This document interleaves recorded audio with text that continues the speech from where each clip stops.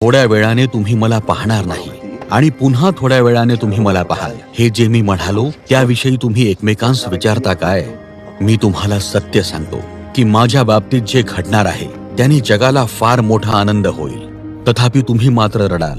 परंतु तुम्ही जेव्हा मला पुन्हा पाहाल तेव्हा एकाएकी तुमच्या रडण्याचे रूपांतर अद्भुत अशा आनंदात होईल.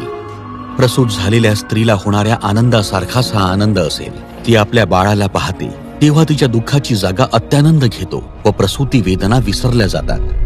तुम्ही आता दुःखी आहात, परंतु मी तुम्हाला पुन्हा भेटेन तेव्हा तुम्ही हर्ष कराल आणि तुमचा तो आनंद तुमच्यापासून कोणीही हिरावून घेणार नाही. त्या दिवशी तुम्हाला माझ्यापाशी काही मागण्याचे कारणच असणार नाही, कारण तुम्हाला सरळ पित्याकडे मागता येईल आणि तुम्ही माझे नाव घेऊन ते मागितले आहे.